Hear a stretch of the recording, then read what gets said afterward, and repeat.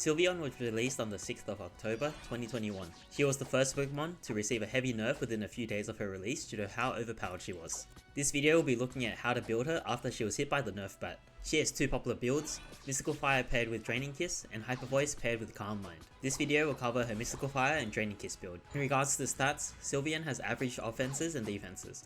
Only her special attack is relatively high. Her passive rewards her for being in combat by increasing her special attack and special defense while she's attacking and taking damage, and her boosted attack gives her a small speed boost when activated. Before we even look at her skills, we can tell by her passive that her kit emphasizes three things: special attack, special defense, and movement. Her Mystical Fire build leans heavily into her special defense and movement aspects of her kit and make her a mobile and slippery mage killer. Playing this build feels like a combination of playing Cinderace and Ninetales, so if you enjoy those two characters, this might be the build for you. Now let's take a look at the skill that defines this build.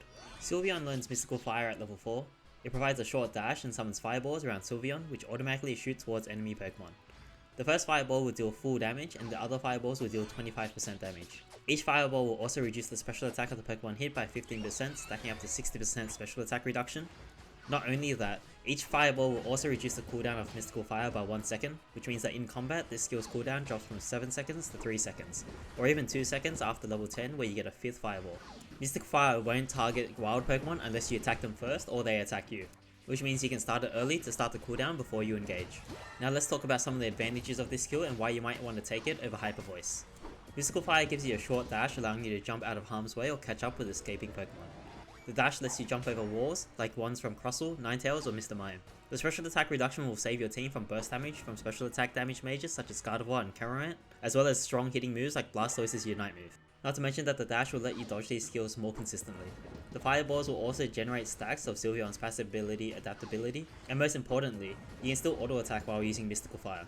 Mystical Fire has some disadvantages such as only being able to target a single Pokemon, and a slower damage output when compared to Hyper Voice. Now let's look at the other skill choices, Draining Kiss and Calm Mind. Both skills have the same cooldown, so it's really a matter of which effect is more useful to Sylveon when combined with Mystical Fire. At the end of the day, I feel like Draining Kiss is the better move here. Draining Kiss targets an enemy and deals damage and slows that enemy 3 times and heals Sylveon 3 times. The closer the target is to Sylveon, the faster the damage and healing occurs, and if Sylveon is too far away, the skill will end early. Let's discuss why I think Draining Kiss is the better skill to pair with Mystical Fire. After the nerf to Mystical Fire, the special attack bonus that Calm Mind provides will never boost the damage of Mystical Fire more than the damage of Draining Kiss.